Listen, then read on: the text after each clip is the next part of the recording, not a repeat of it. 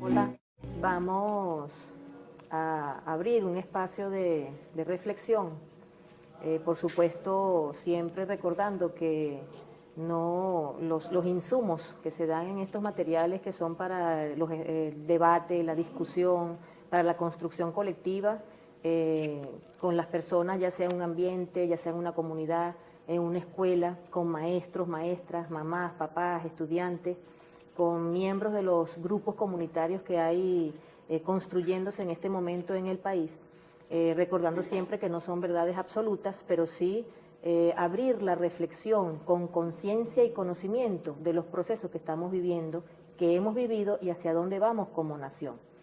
En ese concepto de nación que nosotros queremos un poco ir reflexionando, yo voy a remontarme en una reseña de lo que fue la República de Venezuela y lo que hoy es la República Bolivariana de Venezuela.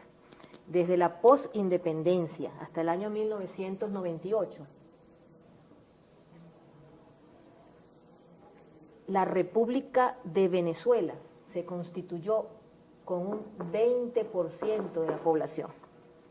Y por supuesto heredamos una gran exclusión de población de un aproximado de 80% de la población. República de Venezuela. Un ejemplo de cómo se fue constituyendo este 20 y este 80 se da desde la posindependencia, cuando se comenzaron, por ejemplo, a elegir gobernantes de provincias, gobernantes de comunidades, se decidió que se elegían los vecinos. Los vecinos eran los que elegían a sus gobernantes, pero la definición de vecino era el dueño de tierra. Un dueño de tierra era un vecino. Entonces, por ejemplo, una comunidad de 3.000 personas, si habían 10 vecinos, los vecinos eran los que votaban por quienes gobernaban, y quedaban 2.990 personas sin tener derecho a elegir a quienes gobernaban. Por supuesto, ya había exclusión de mujeres, porque ya se entendía que las mujeres no elegían, solamente votaban hombres y solamente votaban vecinos.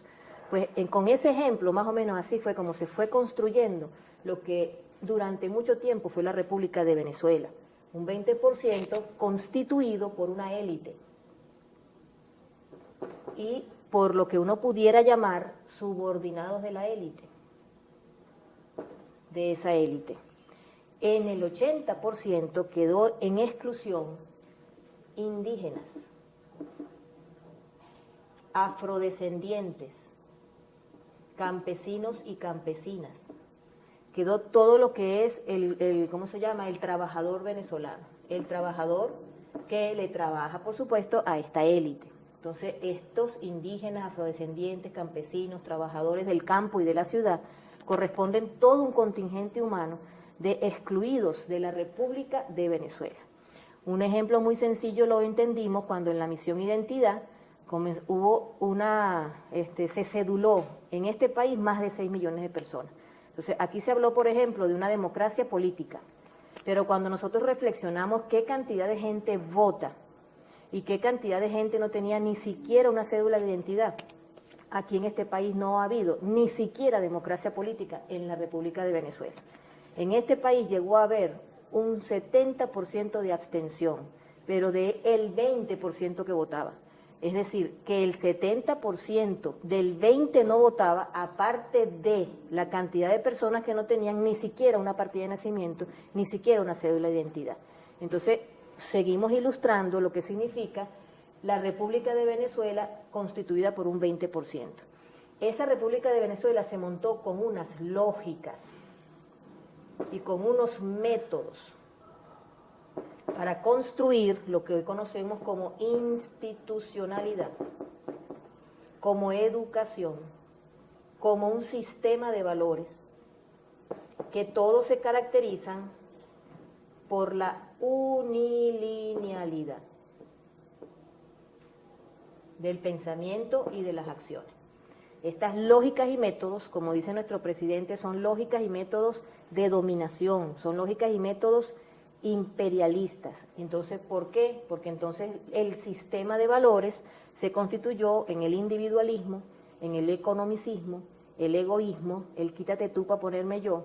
Entonces, por supuesto, el que podía tener acceso a los derechos en este 20% de élites y subordinados, tuvieron que subordinarse a estas lógicas, a estos métodos, a este sistema de valores y a esta concepción del mundo unilineal. Aquí no hay sistema de valores, sí. Aquí en el mundo indígena, en el mundo afrodescendiente, en el mundo campesino, en el mundo del pueblo venezolano, hay también un sistema de valores. También tienen sistemas de valores. Aquí también hay educación, pero por supuesto bajo un enfoque multilineal. Entonces aquí es donde tenemos que ir contrastando que en el 20% se subordinaron a unas solas lógicas y a unos solos métodos, mientras que en el mundo multiétnico y pluricultural de nuestro pueblo existen valores también y existe educación. ¿En qué podemos diferenciar? El individualismo con respecto a un pueblo que vive de convivencia. Nosotros tenemos herencia y raíz de convivencia. Nuestro pueblo, nuestros abuelos y nuestras abuelas nos enseñaron, donde comen dos, comen tres. Nuestros abuelos y abuelas nos enseñaron, échele agua al sancocho que llegó visita. Nuestros abuelos y abuelas nos enseñaron a atender al enfermo y a asistir al desamparado. Eso somos, esa es nuestra raíz. Pero para poder pasar a este 20%, este grupo de personas, para poder tener acceso a algunos derechos, tuvieron que pasar de aquí para acá. Ejemplo, entonces vemos como una persona que vive en Mantecal, estado Apure, cuando va para Caracas a estudiar y le preguntan ¿de dónde eres tú? Entonces lo primero que dice es yo soy de San Fernando. No dice que es de Mantecal porque lo más parecido a ciudad que hay en Apure es San Fernando. Y así igualmente podemos ver entonces cuando le dices a un pescador que no es alguien en la vida, le dices a un pescador que vive abajo porque no estudió. Entonces, para poder estudiar tenemos que empezar con un proceso de enajenación de quiénes somos, de negación de identidad. Dice la maestra cuando se le acerca al niño, maestra, ¿para qué estudio yo? ¿Para ser alguien en la vida, mijo? ¿Para salir de abajo? ¿O es que usted va a ser pescador como su papá toda la vida? Fíjense los valores, fíjense los conceptos de este mundo, de esta República de Venezuela. Entonces, un pescador de aquí, para poder ser alguien en la vida, tuvo que negar su identidad y subordinarse a estas lógicas y a estos métodos. Entonces, en esta lógica y en este método, no importa si eres un pescador honrado, eres un pescador honesto que levantó a sus hijos con dignidad, con honestidad, con transparencia, no eres alguien en la vida, ni saliste de abajo porque eres pescador. Mientras que en esta misma lógica, entonces, no importa si eres un maestro reposero, abogado ladrón, ingeniero tumba edificio o médico matasano, si eres alguien en la vida y saliste de abajo porque tienes título. Ese es el sistema de donde nosotros venimos y muchos de las personas profesionales, maestros, maestras, médicos, militares, ingenieros, somos hijos e hijas de campesinos y campesinas que para poder incorporarnos al mundo del 20, tuvimos que hacer desarraigo cultural, negación de identidad y desconocimiento de nuestras raíces societarias de convivencia. Esa es la República de Venezuela que nosotros heredamos, con una institucionalidad de exclusión. Todos los sistemas, las lógicas, los métodos y el sistema de valores del mundo unilineal está constituido bajo el principio de la exclusión. El que no entra por este aro simplemente queda fuera. Nosotros hoy, en la República Bolivariana de Venezuela, nos estamos fundamentando en la inclusión.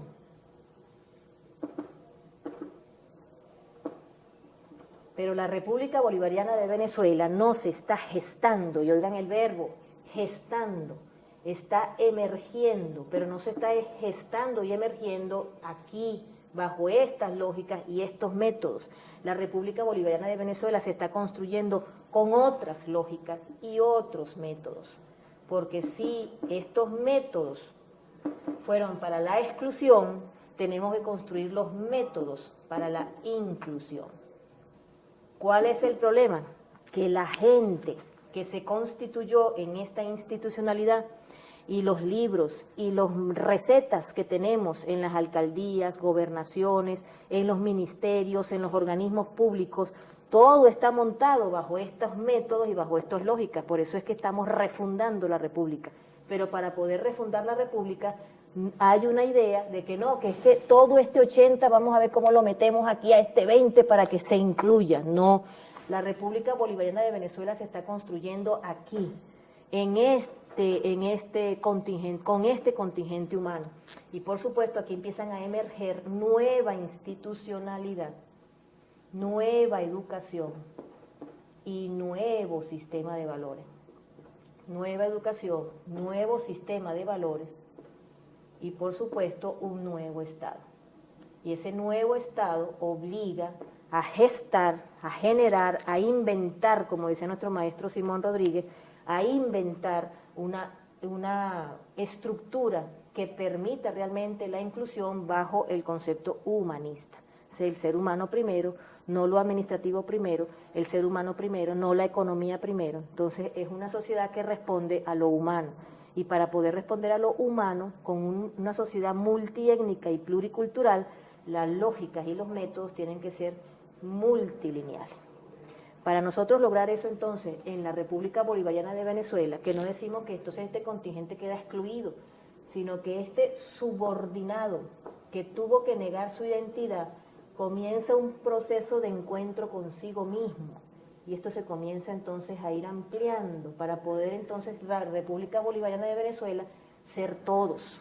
Hay gente que se está yendo del país, sí es cierto, hay gente que no soporta, por ejemplo, que el ministro de Educación sea un afrodescendiente, hay personas que no entienden y no reconocen que nuestros indígenas son gente. Nosotros en la República de Venezuela escuchamos personas decir, indio no es gente, negro no es gente. Entonces hoy en una sociedad multiétnica y pluricultural donde la inclusión pasa por reconocer los valores de nuestros pueblos indígenas, los valores de nuestros pueblos campesinos, los valores de nuestros pueblos afrodescendientes, entonces hay un choque de lógicas y hay un choque de métodos. Por eso es que la reflexión que abrimos acá en este momento histórico es que nos pongamos a mover el piso de nuestras propias concepciones de cómo un pueblo cayó en la trampa de la lógica de dominación, cómo un pueblo cayó en la trampa de subordinarse y creerse inferior. Porque si a este indígena se le dijo que no era gente, entonces ¿cómo hago para poder pasar para acá y ser gente? Si a este afrodescendiente le dijeron que no era gente, entonces ¿cómo paso para acá para ser gente? Pues ahora nosotros estamos construyendo una educación que permita reconocer, y eso es calidad educativa. Calidad educativa pasa por la pertinencia, por el reconocimiento de la diversidad y por una construcción pedagógica multilineal. Con respeto y reconocimiento de la diversidad podemos ir entendiendo el mundo global, entendiendo el mundo universal desde y a partir de nuestra raíz, con conciencia y conocimiento de los procesos. Eso es uno de los aspectos que yo quiero insistir, resaltar en estos debates que ustedes van a hacer. No basta nada más tener conocimiento, tenemos que tener conciencia de lo que está pasando en nuestra república. Y no basta nada más tener conciencia, tenemos que tener conocimiento de lo que está pasando en nuestra república. Con conciencia y conocimiento vamos a ir construyendo entonces esa nueva institucionalidad. Aparecen las misiones educativas que dan respuesta oportuna e inmediata a tanta exclusión que heredamos. Aparece el sistema educativo bolivariano que empieza a dar, sentar bases pedagógicas y curriculares que puedan reconocer la diversidad e ir construyendo conocimiento. En esta lógica que heredamos, la educación es consumista. En esta lógica que estamos construyendo, la educación tiene que ser para producir conocimiento. Aprender desde la interculturalidad. Uno de los principios fundamentales de estas nuevas lógicas es el principio de la interculturalidad, como de igual a igual nuestros pueblos indígenas, afrodescendientes, campesinos, trabajadores, profesionales, que venimos de nuestra raíz indígena también, campesina, de nuestros pueblos nos podamos encontrar en nuestros saberes. Está cambiando la República, estamos refundando, por supuesto, desde los principios de inclusión humanísticos y de convivencia. En la República de Venezuela, la lógica y el método construyó una democracia que se denominó durante mucho tiempo representativa. La lógica y el método que estamos construyendo en la República Bolivariana de Venezuela construye una democracia que estamos llamando participativa protagónica. La lógica y el método de la República de Venezuela construyó una dimensión social tan desequilibrada porque se fundamentó en la exclusión de un sistema y de una concepción unilineal del mundo. Por supuesto, entonces las lógicas y métodos que estamos construyendo en la República Bolivariana de Venezuela nos invita a construir estructuras que generen inclusión. En la lógica de la República de Venezuela, la economía se centró en el individualismo, cada quien ve por sí mismo, cada quien se las arregla como pueda, en el concepto del salario nada más como única forma de supervivencia. Nosotros hoy estamos diciendo que en la lógica de la República Bolivariana de Venezuela tenemos que construir los métodos que permitan una economía social solidaria, con un trabajo cooperativo bajo el principio del bien común. Entonces, y en la República de Venezuela se constituyó una lógica y método unilineal del conocimiento. Por lo tanto, entonces, una sola cultura. Entonces, a veces decimos, este pueblo no es culto, y resulta que es un pueblo guarao. Este pueblo no es culto, y resulta que son los habitantes de Curiepe. Ese es el concepto unilineal donde se le dijo, el que no tenga este conocimiento no es culto. Y resulta que hay una multiculturalidad tan rica en nuestros pueblos que entonces nos toca emerger, que surjan y que se gesten es dar un paso adelante desde nuestras culturas con dignidad. La educación bolivariana que se está gestando en la República Bolivariana de Venezuela parte de que nuestros pueblos tienen cultura y parte entonces de ir construyendo desde la interculturalidad conocimiento multilineal. Y por último, en lo territorial, en lo internacional, la lógica del 20, por supuesto, constituyó en lo internacional un mundo unipolar. Aquí en este planeta Tierra estamos viviendo con mucha satisfacción, aunque con mucha pugna, la decadencia del capitalismo, la decadencia del imperialismo. En este 20% del planeta Tierra se construyeron todas las políticas del planeta y vamos hacia la destrucción del planeta desde estas reglas de juego, desde esta lógica, desde este método. Entonces todos los pueblos del mundo, el resto de los pueblos del mundo, de los 5 continentes del planeta, estamos diciendo no, ya no queremos esta lógica que va hacia la destrucción. Tenemos derecho a construir la lógica cooperativa de solidaridad y de convivencia que genere mayor satisfacción y felicidad para el mayor número de habitantes de nuestro planeta, hasta que podamos eliminar la exclusión.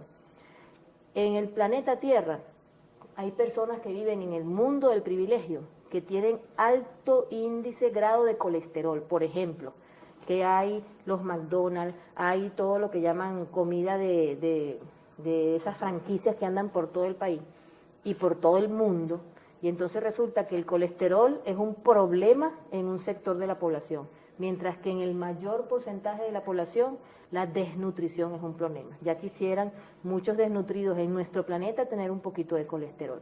Entonces ese desequilibrio que tiene el planeta y ese desequilibrio que estamos tratando de superar nosotros en esta nación es producto de estas lógicas, de estos métodos basados en la unilinealidad del mundo, basados en un sistema de valores individualistas, basados en un sistema y en una educación que apunta a la dominación de unos pocos a muchos. Entonces tenemos el derecho como seres humanos que queremos un planeta Tierra más justo, más humano, entonces tenemos el derecho de construir una educación para la liberación. ¿Y eso qué es? Potenciar la personalidad, potenciar las culturas, potenciar el intercambio de saberes y experiencias de tanta riqueza multilineal de nuestros pueblos y, por supuesto, inventar nuevos métodos desde las alcaldías, gobernaciones. Yo voy a seguir poniendo un ejemplo. Un alcalde en la democracia representativa promete, entonces dice, prometo que voy a arreglar las calles, prometo que voy a abrir el ambulatorio, prometo que voy a hacer la escuela. En la democracia protagónica y participativa, la única promesa que tiene que hacer una persona cuando quiere ser candidato a alcalde es: prometo no hacer nada sin consultar primero con la comunidad. Prometo abrir los espacios de construcción colectiva para que juntos veamos cuáles son las necesidades verdaderas de ese colectivo. Entonces prometo que nosotros podamos potenciar a nuestro pueblo en sus organizaciones comunitarias. Entonces son otras lógicas. El director de escuela de aquí tiene entonces una dirección de, digamos, de representatividad autocrática. El de aquí tiene que ser un director o una directora que abre los espacios de construcción colectiva, sigue siendo el coordinador de la escuela, pero bajo otros métodos y otras formas de abordar. El maestro en el aula, la mamá en el hogar. Nosotros heredamos una lógica de dominación que no es nada más en el imperialismo norteamericano, es que en la familia, cuando nosotros nos relacionamos con estas lógicas, entonces tenemos una relación no de convivencia, sino de individualismo. Igualmente entonces en la escuela, igualmente en nuestros consejos comunales, si estamos en un consejo comunal y entonces pugna el individualismo, la intolerancia y que cada quien quiere tener la razón, pues no vamos a poder construir ese consejo comunal cooperativo de convivencia, de participación que necesitamos. Pero lo que quiero dejar en la reflexión es que lo hacemos sin tener conciencia porque siempre fuimos objeto de estas lógicas y de estos métodos. Hoy tenemos el derecho y la necesidad de ser sujetos de reflexión, sujetos de participación y protagonismo y sujetos de transformación de nuestra realidad. No títeres como acá, subordinados a una élite con sus métodos, sino personas pensantes, protagónicas de nuestra propia transformación. Esa es la invitación que hacemos desde los espacios educativos y desde los espacios de construcción colectiva que tanto necesitamos. Gracias.